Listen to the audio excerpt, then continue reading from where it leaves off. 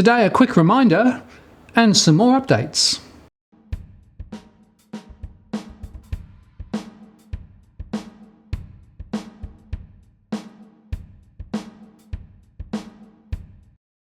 Hello again, it's Martin North from Digital Finance Analytics.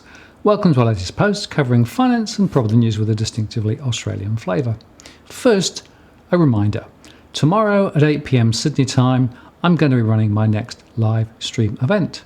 And you can ask me a question either beforehand by sending them through via my blog or live via the real-time chat. Here's the link to the reminder, and also the same link will be used for the show itself. So come and join me tomorrow, and you can discuss with me the latest information that I have and also my updated scenarios, which have moved quite considerably compared with last month because there's been quite a lot of new information since. So I look forward to seeing you then. But meantime, there's been a whole bunch of information out today which I thought it was worth just highlighting because overall it highlights again some of the significant risks in the system. So for example, Alan Kohler wrote an article today just highlighting again the number of apartments that are still under construction across Australia. And of course that's particularly the case in New South Wales and Victoria.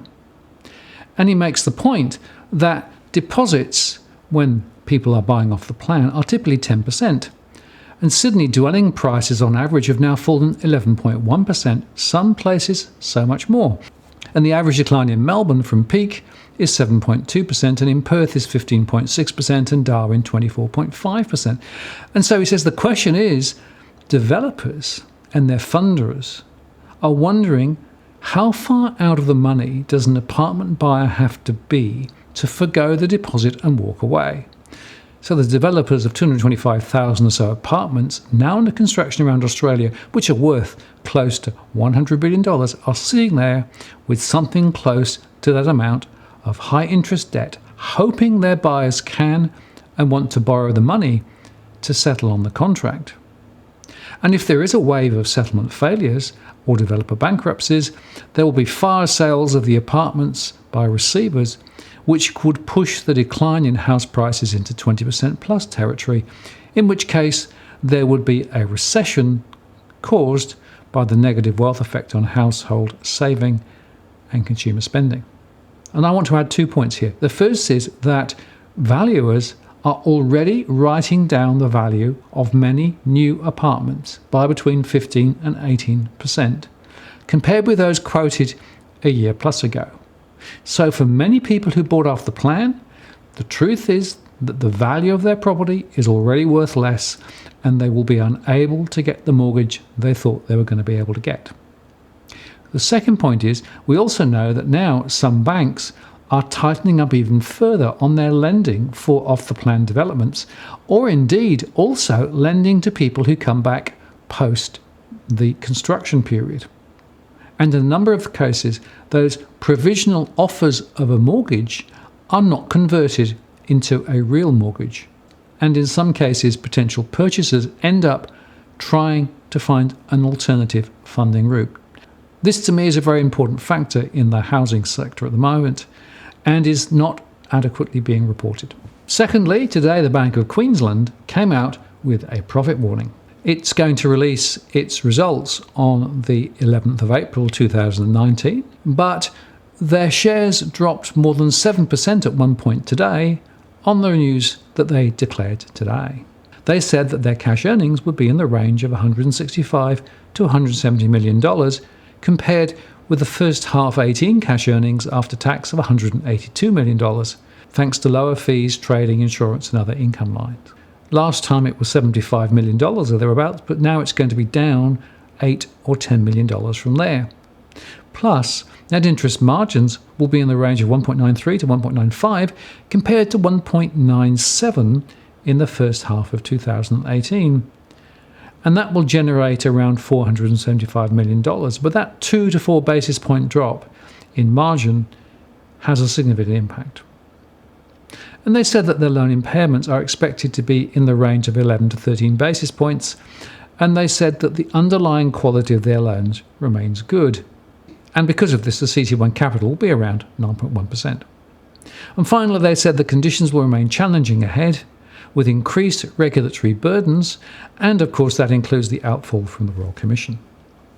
Next, ASIC is appealing last year's landmark federal court decision, determined to prove two Westpac subsidiaries provided personal financial advice despite not being licensed to do so. In December last year, Justice Jacqueline Gleeson determined Westpac Securities Administration Limited and BT Funds Management had breached the Corporations Act in 2014 during two telephone campaigns in which staff recommended the rollover of superannuation accounts to Westpac or BT super products.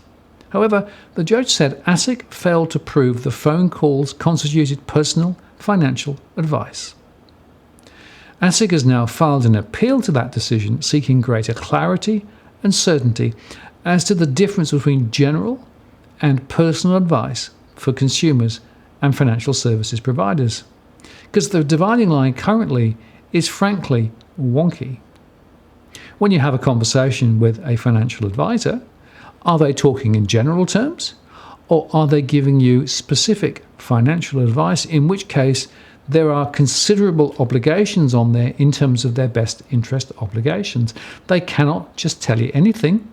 It must be appropriate for you.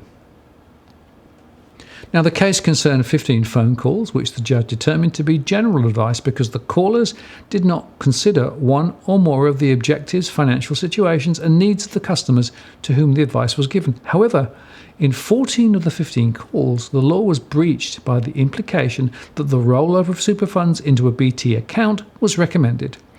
While not dishonest, the product advice was not provided efficiently, honestly, and fairly, the judge determined. Now, this is, I think, an important case because it's separating the question of general and specific advice. And at the moment, the landscape is extremely unclear, and if you talk to a financial advisor, it is not always clear whether you are being given good advice, financial advice that's tailored specifically to your needs, or just general conversations aimed at product sales. Yet another reason why we think there's an important question to be asked about structural separation between advice and product sales. Next, Westpac released their Pillar 3 report to December 2018 and also provided some further information about asset quality, funding and capital. But of most interest to me was their mortgage data, which showed that loan volume growth was slowing and delinquencies were rising, and the number of properties in possession rose from 396 to 444 in a quarter. They said that their audited statutory net profit for the first quarter 19 was $1.95 billion, which is comparable to the second half of 2018, and they reported that net interest margins in Treasury were higher following repricing last year, but there was a weaker contribution from Treasury operations. And provisions were $4.06 billion compared to September's $3.05 billion. And that was because of the change of treatment to their provisions. As on October the 1st, Westpac adopted AASB 9 and AASB 15, and the models for implementation of these standards are still being finalised, and so the current changes associated with implementation are preliminary and may change. Now, some of those transitional impacts included, for example, a collectively assessed provision increase of $974 million, a reduction in retained earnings and an increase in deferred tax assets, a $3.9 billion reduction in risk-weight assets, a rise in reported stress assets, and a 2 basis point increase in the CET1 ratio. And impairment charges came out at $204 million, and there was also a $30 million pre-tax provision for insurance claims relating to the Sydney hailstorms. But now looking at mortgage lending in particular, we can see that lending is slowing, and that's true both across owner-occupied and investor lending. Mortgage interest-only lending is now 32% of the portfolio at the end of December 2018, compared with 46% in September 2017. And 23% of new settlement flows are interest-only loans, so the proportion of IO loans is significantly down. But they also showed how interest-only loans were distributed over their years to expiry. 9% have a 10-year plus expiry date on them, but 16% will expire this year, and of course many of those will not be refinanced necessarily to interest-only, and will require principal and interest refinancing. And they said that Australian mortgage delinquencies were 4 basis points higher over the quarter, whilst Australian unsecured delinquencies were also higher, up 10 basis points. Now, looking at mortgage delinquencies, 30-day delinquencies rose from 140 basis points in September to 146 basis points in December, and 90-day plus delinquencies, including impaired mortgages, rose from 72 to 76 basis points. And again, properties in possession went from 396 in September to 444. And they said that the increase in Australian mortgage 90-day delinquencies over the 1Q19 was driven in part by operational issues in collections, whatever that may mean, as well as a rise in arrears in Western Australia and New South Wales, and properties in possession continue to be mostly in Western Australia and Queensland, where a targeted collections approach remains in place. Now, we can also look at the 90-day plus delinquencies across the states, and immediately it's obvious that Western Australia is where some of the significant issues are. And it's worth remembering here, of course, that Western Australia has been in a problem area for a number of years now, with property prices going backwards and incomes not growing and costs of living rising quite fast. And in a way, my belief is that Western Australia is going to show us the sorts of things that we're going to see in other states later. But there is also an uptick in other states too, and it shows that we shouldn't just think of delinquencies only occurring in Western Australia. And so to the unsecured lending portfolio, they showed that 30-day plus delinquencies rose between September and December. And it's also worth noting that pretty much all personal products showed some rise in delinquency rates over the quarter. And again, looking at the distribution by states, we see Western Australia out in front, but we also see some rises in New South Wales and Victoria and Queensland. And finally, the Common Tier Equity 1 CET1 ratio was 10.4%, down from 10.6% in September. That said, they still believe they can get to APRA's unquestionably strong target. But there was also an interesting interview in the Australian Financial Review with Westpac Treasurer Kurt Zuber. He made the point that Australia's big banks may struggle to raise the amount of extra capital they require under the new rules proposed by APRA.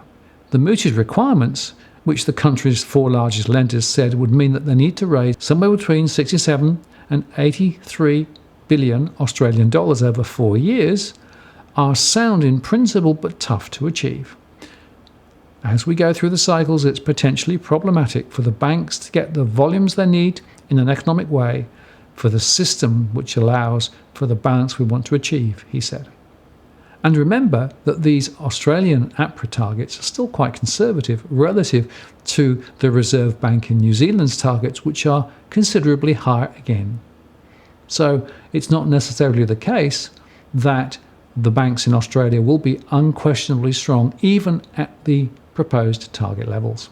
And finally, there was a flurry of articles after the weekend's auction clearance rates, because they were slightly higher, suggesting that now the property market is going to improve dramatically. For example, the Real Estate Conversation said that Sydney and Melbourne auction clearance rates picked up on the weekend, fueled by hopes of reduced interest rates and relief that the banks are unlikely to further tighten lending after the result of the Banking Royal Commission. Preliminary results showed a clearance rate of 55.2% this week. Last week's final clearance rate was 51.1% across the combined capital cities, making the first time the clearance rate was held above 50% since September last year. But agents say that the improvements seen this week could reflect just a seasonal bounce that market observers identified early in the new year and may not last. and nationwide clearance rates typically improve at this time of year given auction volumes are well below the levels seen in spring and autumn. Sydney's clearance rate lifted to 61% based on the initial results from just 521 auctions which were scheduled in the week to Saturday. And while the rate is likely to fall after the results of more auctions are factored in, this was the strongest preliminary rate since the third week of July last year, when the figure was 61.3%.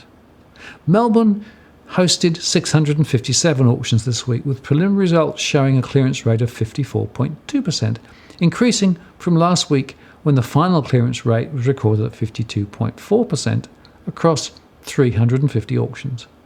Over the same time last year, the auction clearance rate was significantly higher at 69.8% of 932 auctions, which returned a successful result. And Brisbane's auction clearance rate fell week on week, with a preliminary clearance rate of 32.8% across just 88 auctions. And this is compared with 41% across 121 auctions for the same week last year. And so my point is simply this. You cannot just look at auction clearance rates in isolation. You need to look at the absolute number going through the system. And they are significantly lower than this time last year. And so, whilst there might be a small spike in clearance rates, the absolute momentum is just not there. Plus, if you look carefully, in some cases, there are sales results which are being quoted in the auction numbers from the previous few days. In other words, properties that were going to auction but were settled before auction. So even in these numbers, there is a certain amount of rubberiness. So I would simply say be very careful to those who think that suddenly the property market has turned and everything is now going to be buoyant going forward.